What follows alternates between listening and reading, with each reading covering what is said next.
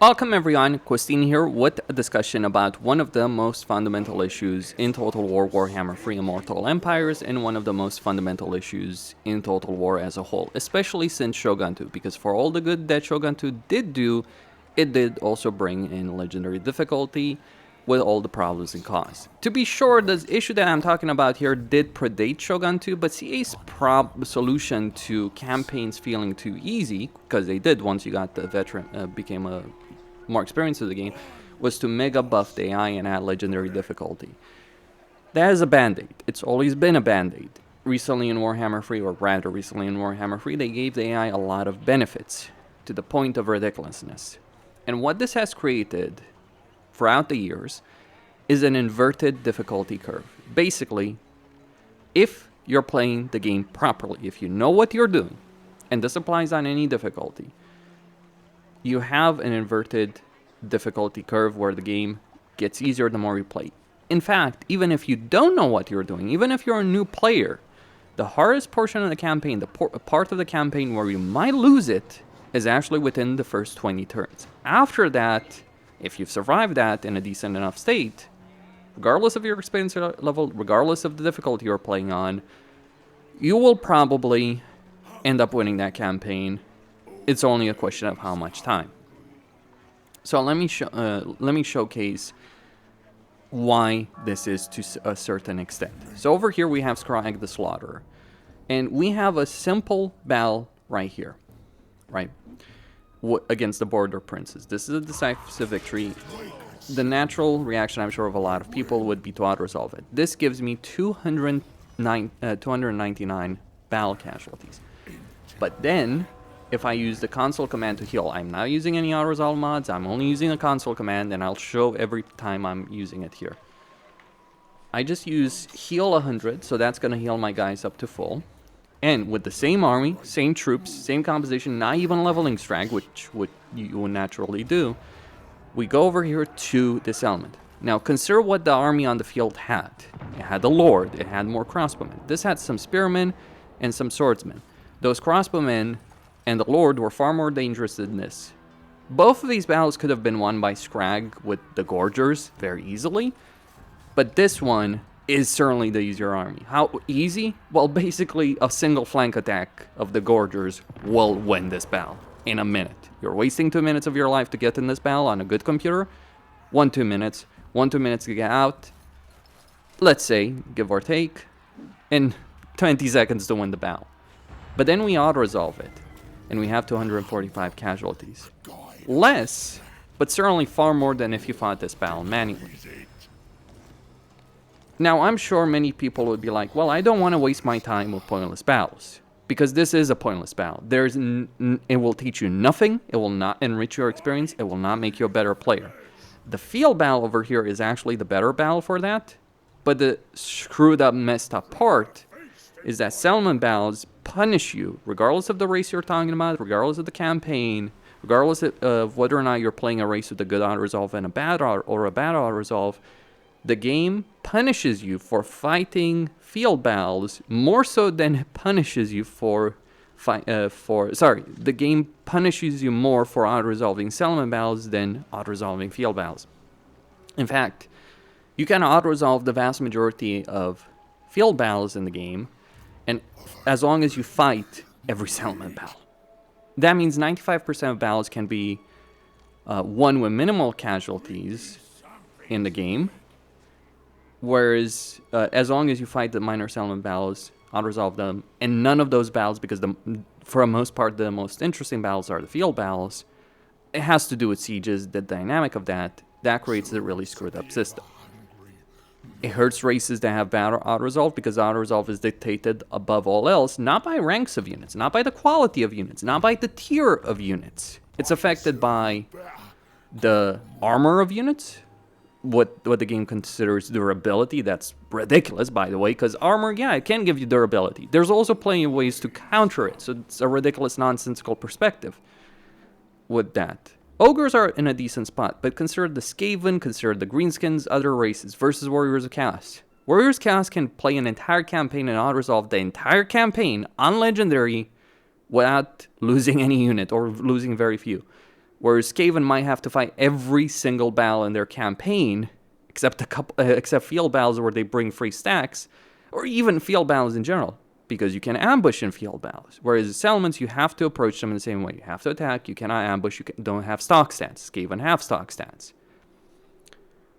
Okay, but why is this creating an inverted difficulty curve? Well, this comes down to AI cheats and AI behavior. See, when the AI is making decisions in terms of declaration of war or going after you, the way the AI behaves there is that it's basing it on the strength rank. So the AI has a tendency of attacking weaker factions in it, and if you're at war with the faction, it attacks settlements and armies that it thinks, and I emphasize the it thinks part, it thinks are weaker. That's not to say those armies and settlements are actually weak, or that they'll even lose an auto result, but it believes they're weak. That is where a lot of the bullshit comes in. So right now I'm strength rank 22, but strength rank is the strength rank is updated when you do two things generally. The biggest updates, because it is a constantly updating number, right? But based on your strength rank versus a faction, it will decide to attack you or not. So one of the ways to make your campaign very difficult early on is to lose a lot of units early on. Later on, it doesn't matter as much because you have territory, you have multiple armies, you might have a full stack. When you're losing, basically your strength rank is dictated by how strong your armies are, how healthy they are, how many of them they are, how many units do you have, all that. What's the unit count in those units? Not necessarily the HP of heroes and lords, so I think that counts as well, but rather how healthy are each individual unit. So for instance, you might play a campaign where, like as the ogres, you don't care if you lose 20,000 Noblars, but if you have 20,000 Noblars on the campaign map and you lose all of them in one turn, you could recover those in 2 turns, but it will affect your strength rank on a temporary level. And the way strength rank is calculated, it is calculated before your end-turn replenishment kicks in, if you have it. So let me just save this campaign and load the exact save and show you how Scrag's strength rank is updated over here because of the casualties he took just from a settlement, even though I healed the field battle casualties. So having loaded that campaign, I jumped from 22 to 38 strength rank. Same turn, just reloaded, recalculated based on casualties. Well, suffice to say, 38 makes you far more likely for your AI factions to attack you. And the problem is, once one faction attacks you, you might lose some men, then another one views, oh, this one's weak. Let's jump in. It has a cascading effect. Your campaign is dictated by the early game because that's when you're most vulnerable. Once you become strong, and you will naturally, regardless of skill level, you can be the most inexperienced player in Total War. On the lowest difficulty, this principle still applies. So this means that every campaign in this game is dictated by what happens in the first 10-20 turns. You survive those 10-20 turns in a good enough state, you've won the campaign. Everything else is a grind. The problem, beyond the fact that it is a grind and you want games to be to have a more linear difficulty curve where it starts out at one level and neutral level, then it gets higher and higher and higher, especially if you're playing on higher difficulties. That's a normal game situation, applies to other strategy games. But instead, here it's inverted. It starts on a mountain and it goes down into the bottom of the sea. That's how it works. But the issue is a lot of unit variety, a lot of mechanics, a lot of research. Let's use the ogres. Ogres start with 1 camp limit. Then they can get another one in 2 turns. Then they can get another one for 4 turns. And then they can get as many as they want in turn 50. That is the ogre endgame. No other research for ogres has as much impact as Ogre Frog. Everything else is fluff. Everything else is pointless. But in 50 turns, you won the campaign by 30 turns. Or 20. Or even if you're playing slower, you might play slower, but the principle still applies. There is nothing as good as getting Ogre Frog. There's nothing as good as getting X, Y, and Z research for a faction. There's nothing as good as getting certain structures or getting certain settlements. This is worsened on legendary difficulty because the AI gets a bunch of cheats. And they will always have more troops than you. They will always grow their settlements faster than you. They will always have more resources, but the cheats are the same across the entire campaign. The AI doesn't get gradual improvements in power. The AI starts on a mountain and then flattens out. They're flattening the curve, if you will. That's how the AI cheats work. They get the same benefits at turn 1 as they get on turn 50. They might have a bigger empire, but the fact that they have the same cheats means that as you're playing a campaign, gradually you're getting stronger. They're not necessarily getting weaker, but you're just getting stronger to the point you overtake them in every aspect. But then you realize, why should I bother with developing settlements, developing an economy, properly engaging diplomacy, building proper army compositions, playing battles in a decent way as opposed to corner camping, abusing battle mechanics, when you realize the way you win a campaign is to abuse every mechanic. That is where the issue comes in, and that's what CA should address. Everything that they've done since Shogun 2 has been a band-aid on top of a band-aid. And for people who have played Shogun 2 that are watching this, I'll give you one example that I'm sure many of you will be familiar with. The Oda campaign in Shogun 2.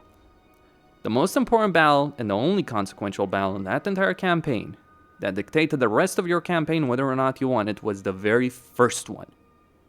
A battle against a nothing army like the one I fought here.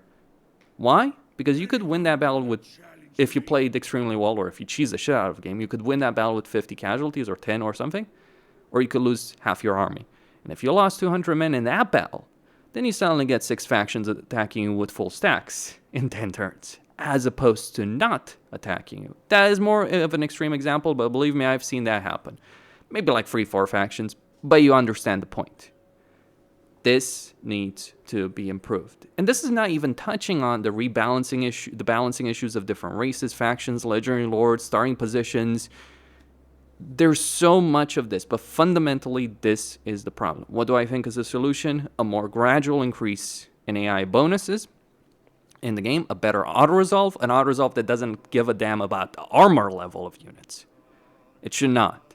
An auto-resolve that cares more about unit quality, larger armies, armies with more units in them, an auto-resolve that cares more about unit ranks and hero ranks and lord ranks. The auto-resolve does care about these things, but it cares far less. To put that as simple as I can, an army of tier 1 dwarf warriors can auto-resolve almost the vast majority of Skaven armies, regardless of the rank of those units. Sure, if it's an army of warp grinders, which also have high armor, it might be close to even. But if it's an army of clan rats, even if it's 4 armies of clan rats, you might still win. And also that settlement auto-resolve benefit, you also have it as a player. Every settlement on any difficulty has an auto-resolve benefit, major settlement, minor settlement. The way it's coded is that because we had those minor settlement battles initially, regardless of a garrison building, CA gave those settlements towers. I can talk about sieges. I will do so in a separate video because I could spend an hour talking about sieges. I'm trying to keep it to a reasonable length. But let me show you how this actually plays out in a regular campaign, not just talking about Scrag. I'm going to jump into Katarin's campaign on legendary difficulty to do so. Tzarina Katarin of Kislev has both one of the most awesome campaigns in the game and one of the most awful campaigns in the game. It's awful because Kislev's economy, its supporter system, invocation system, virtually everything about the race in terms of settlements, mechanics, the entirety of Kislev terrain-wise just plainly fucking sucks. The reason it's an awesome campaign is if you want to play a campaign that teaches you how to abuse various aspects of the game and really forces you to learn these things, this is the campaign for you. Because let's consider this campaign, just toggle Fog of War to show the map. You have Draika, you have Azak, you have Frot, you have Azazel. And those are just the obvious ones. Then you have Archeon, Arbold Undefeated, the Demon Prince, and even Golgfag and Festus over here. That is a huge list of enemies. And remember what I said, the AI is going to attack you if you're weak. So if you take too many casualties and can recover those casualties quickly enough, it will attack you. If they think they're weaker than you, it will attack you. You start with 2 tier 1 settlements, a mediocre army that loses half its numbers if you auto-resolve this by default. So let's just look at this. Keep in mind. Now, I don't think it's necessarily bad to be forced to fight the first field battle. I do think it affects replayability when you have to do that over and over again, because you get used to it. Like, I can win that battle with 5 casualties. But I lost almost half my army there. Right, so I get Root Marcher. And the natural outcome here is you might think, okay, I'll fight that battle, I'll minimize casualties, and then I'll move on to other territories. Let me just heal this to 100, because just to, you know, represent how it would have worked. You probably would want to take some casualties, because sometimes you realize that the AI attacking you is something that you can control. If you know the AI is going to attack you where you're most vulnerable, you can use that. And that's exactly what we're going to do here. We're just going to occupy that settlement, build a barracks right here, get some, let's say, Kislavite warriors. Yes, SOC stuff. And then we're going to go on the deep end right here. We're going to use the load save character system to get ourselves an ice witch. It doesn't really matter which one, though I think I'm going to go for this one with control and patriarchs. And I'm even going to actually cancel Katarin's recruitment, put the ice witch to the north, because yes, you can move through settlements like this. You replenish, by the way, more in settlements. Then we're gonna get another ice switch over here. Yes, 2 of them with low save character system. Get the construction cost. It does take a turn for the trait to activate. Gonna get more Kislavite warriors. And we're gonna go even further. Use the load save character system to get ourselves 2 Frost Maidens right here. Oh, I don't have enough money for 2. Sorry, I don't have enough money. What will I do? Let me just sell my initial settlement to a faction that would be wiped out in 2 turns by Fraught Unclean. Because, yeah, he would take their settlements in 2 turns because they only have 2 settlements. He has an army. He'll always wipe them out. Normally, you would just, like, if you were to start this campaign, you'd think, just let him die. What's the big deal? Well, there is a big deal when you can confederate them on turn 2. So that's what you do on turn 1. You start getting cold storage. You make sure you invoke Urson. You get Inspiring Presence. And why did I do all of this? Well, let me show you something. There's an army right here. I can obviously attack and win this fortress. That's a decent number of units, but I can do so. But why fight a battle manually when you can trivialize the entire thing? I would say it's important for Katarin to take about 150 casualties or 100 casualties in her army to guarantee this, because you may not. But let's just end the turn here. This is just if you want to be lazy and never want to fight anything. It's not really the meat of this video. But let me just show you what happens. Those armies, those lords that I just put outside those settlements, the AI considers those a vulnerability, especially if they're recruiting. So guess what the AI is going to do? I'll let you guess while the intern plays out. Well, ta-da! You can guarantee this happens 100% of the time. So you might think, oh, let me just attack the army. Why? What benefit would you get by attacking that? Sure, you might chase it down, but you'll lose the movement range. You won't be able to take Fort Jakova here. Forget attacking an army that you can destroy that's not really a threat, that's not going to attack you in any way, shape, or form. Instead, move all the stuff you have to attack Fort Jakova right here.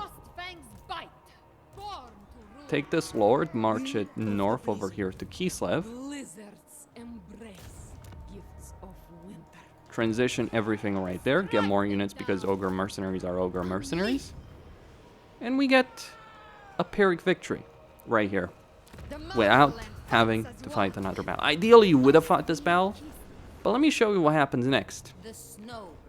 Even though I took some casualties, so I'm more vulnerable right now. But now, gentlemen, the real fun begins.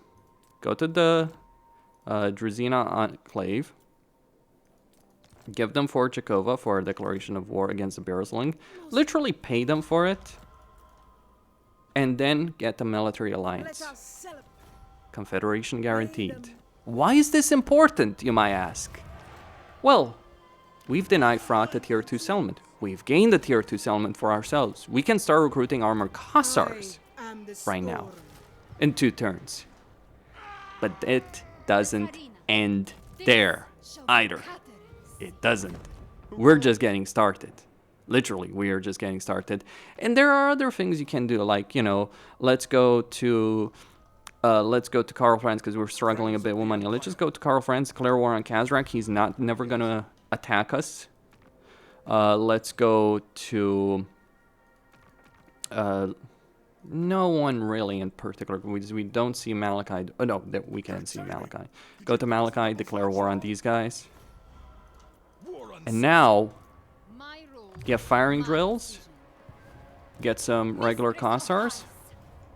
You might think, oh, they'll take Vitevo.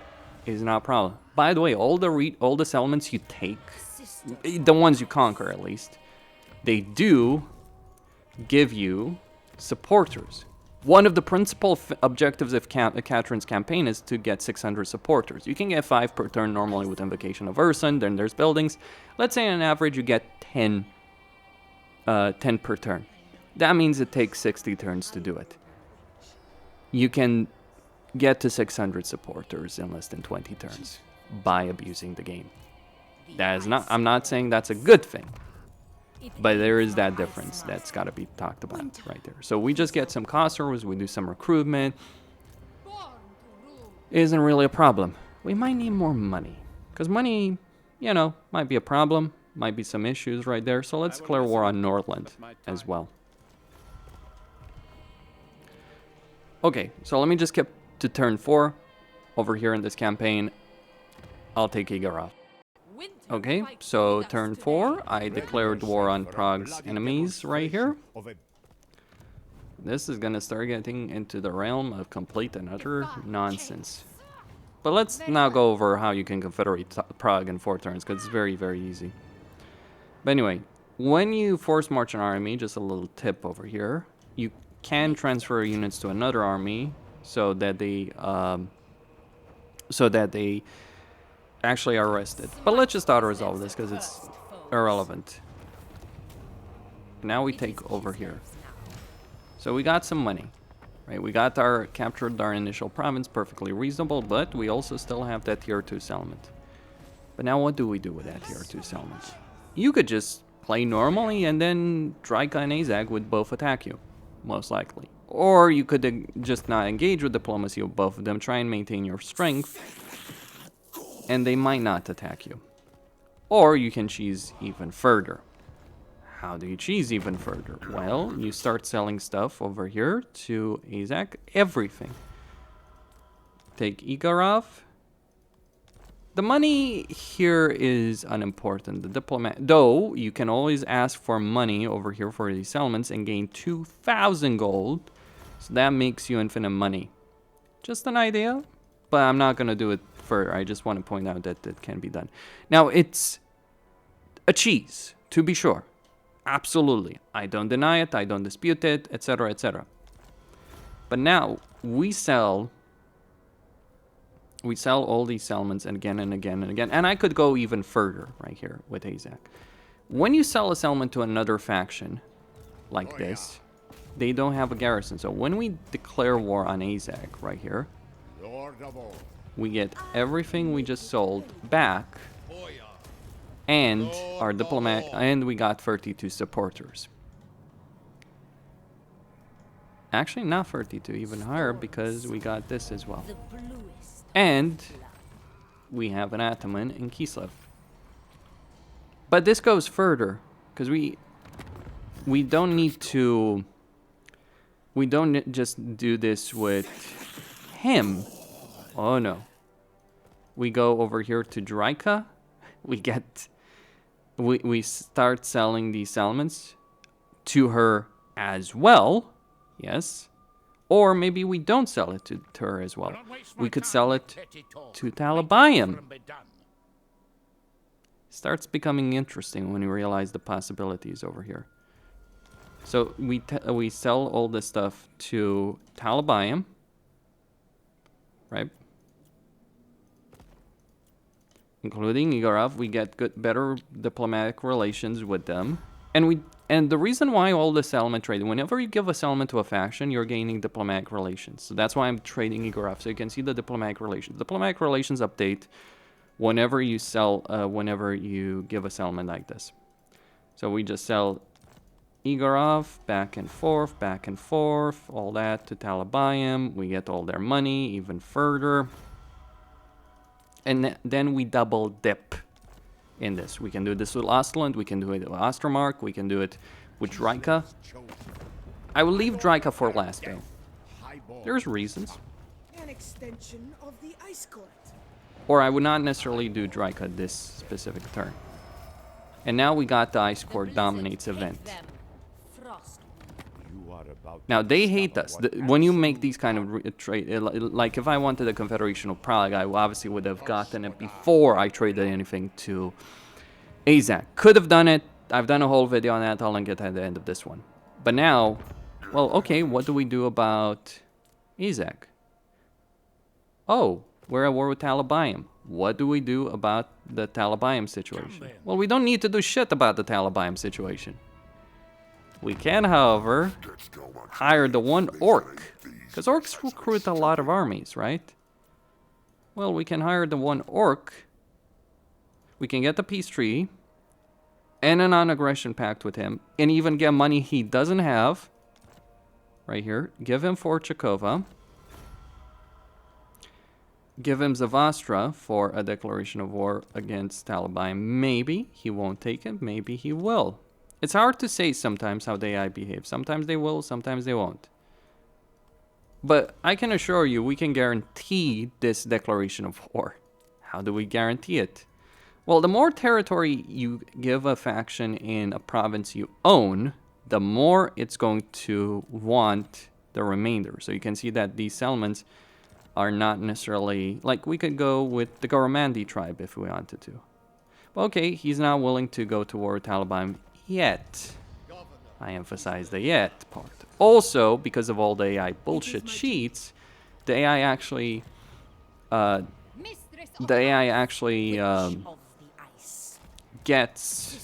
gives you growth points for all these settlements. Is ridiculous. And we're at 15k money within a couple of turns. Let's get Strongholder right there and start recruiting some Armor Cossars. Just a couple of Armor Cossars. End the turn, build the barracks over here and sell Zavastra to him. Our diplomatic relations are going to be updated right now. So wait until Igorov barracks. This is not a perfect example. Ideally, you would have fought the battle at Fort Chakova manually, or maybe the final one at Igorov manually to reduce your casualties even further. It's not about fighting the battles that's important. It's literally just reducing casualties so that the few battles that actually matter, you don't lose. Okay, so we've done that. We take all of this. You can start understanding what's happening here. And so Azag now controls the south. Now you might say, well, that's a bad idea, Kostin. Is it, though? I could have provoked a war with Dryka at this point and got him to fight Dryka. Him fighting Talabayam is irrelevant. But because he's going to go for Dryka's territory, he's going to interact with Dryka. He's going to be in close proximity with Dryka. He's going to piss her off. And then he's going to declare... she and him will declare war on each other.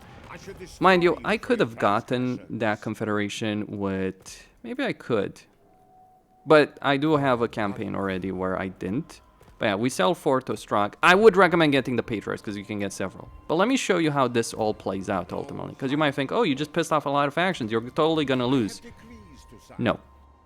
So turn 26 campaign where I literally would have had to fight 2 battles manually. I've got an entire army with Patriarchs, Hag Witches, Sargard, Akshinas. I've got Kislev to tier 3. Katarin is busily conquering Norska with the Golden Knight and Armor Cossars and regular Cossars. Boris Ursus is outmaneuvering Archeon to try and take his capital over here. Whether or not he does that or not, I don't care. I don't care about Boris Ursus surviving. All I care about is him being a thorn in Archeon's side. And if I take Archeon's capital, by the way, well, Warriors of Chaos rely on a couple of settlements. If you take that settlement away, it's GG. What about Dryka and Azag? What's been going on with them? Well, Azag was busily gallivanting in Talabayam. Ungrim came in from the south and wiped him out. Or wiped out his regions. Azag is literally finished. I don't think he even has any army left. He's done. He's dead. He's gone. There's no salvation. Festus? Oh, but you might lose Kislev. No, I will not lose Kislev, and I'll show you why. Legendary very hard. This is with neutral AI stats, right? He will attack Kislev now. All I have is like one very pathetic army, which is like a level 1 Ice Witch Lord. I am not worried at all for Kislev. But let me show you why I'm not worried at all for Kislev. Azazel is dead, Frat is dead, Kastaltin is alive, Norska is on the brink, Draika and Izak have been wiping each other out. All the factions that could have been a major thorn in my side are busily fighting each other, or I'm outmaneuvering them at every turn. Festus is attacking me. I declared war on him to get more money. But you can't beat Festus. This is a Warriors of Chaos army. There's no way you can win that. Oh, trust me, it is easy. Now remember, the game tells us we would lose this battle. You could lose this battle, but you'd have to screw up in a major way to do so. So here's all you need to know. The AI deploys its forces and sieges on different fronts like this, right? You want, so over here we have some Chaos Warriors of Nurgle. We have some Nurglings, okay, that isn't really a problem. The real issue is what's gonna happen here. So we deploy all our guys with armor-piercing missiles right here, including all our ranged units. We take some of these melee units and make sure all the towers are being used right here. All of them. It doesn't matter how far you spread your guys here. And let me show you what's going to happen right now. Ain't going to be pretty. We start the battle. This is a tier 3 Kislev settlement, and we start shooting at Warriors of Chaos. Nurgle Warriors of Chaos, I might add. Some of the best freaking infantry in the game. Let's see what happens to the precious Warriors of Chaos in Nurgle in a couple of tower hits. That's why you can't lose this siege. It's not that AI can't win it, it's because AI always does this. It spreads its forces too thin. It gets its guy. Holy shit. That is a lot. And once they're in range, keep in mind, this is not the units doing any damage. It's just literally the towers. Now you might ask, okay, but you've said many times in various videos that sieges are easy. How is that the case if this can happen? I'll explain why, very simple. I'll do a bigger video. See, you can lose your army just as quickly in this situation as the AI, if you're stupid enough to do this. But let me show you something. You see this entire gap of the wall, and almost every settlement has a gap like this? You certainly don't want to get hit by all the freaking towers on the walls at once, I think. But you see this zone right here in the center. It's a dead zone. There's no units. There's no towers that will hit you. It's all the units. But even the range units they put on the walls over here, even if they puts all those range units here, they're not going to be effective. If you have an entire High Elven army over here, or a Kislev army, you win the siege with no casualties. If you have a melee army like Nurgle, you concentrate over here, you bring a Hell Cannon or use Shatterstone, you win this with no fucking casualties. This is why sieges are garbage, by the way. It's like, oh, the Chaos Warriors of Nurgle are climbing down the walls. Whatever shall we do? Nothing. Because we can do nothing. Nothing is needed to be done. Now, I could have deployed some of my range units on the second line, but is that necessary in any way? Most of his army is dead in seconds. Seconds! I don't think I need to explain how you can't lose this battle. And the thing is, as the defender, the AI doesn't do this against you. It's very inefficient in its deployments of troops. It won't even defend the walls. Although, if I don't have these tier 3 towers, I don't defend the walls either. I lure them for choke points and I use the buildable towers to kill them. If even that's necessary, right? Yeah, there's a lot of issues with sieges right here. So I hope you guys understand what I'm trying to say with the difficulty being inverted. So the gate there is going down. That's probably the giant, right? Probably should have concentrated more ranged units over there, but doesn't matter. Kostin signing out. Hope you all enjoyed this video. Or not. I hope it pissed you off, as it rightly should, because what I just showed is a metric ton of bullshit. And look, if I had not done this, if you don't do, that's the problem. If you do this, you dominate the campaign in 20 turns. If you don't do this, you end up being obliterated by 6 major legendary lords that all attack you at once. and Gorbat, and Azag and Frot are gonna send 4 stacks each against you. Like, that's the problem. We learned to do this because CA's difficulty handling is crazy. We learned to do this because it's the only way to guarantee success that doesn't involve a lot of pain and suffering for no reason. We learned to do this because it's the best way to play the game. And it shouldn't be the best way to play the game. This is not good. Kostin sign up.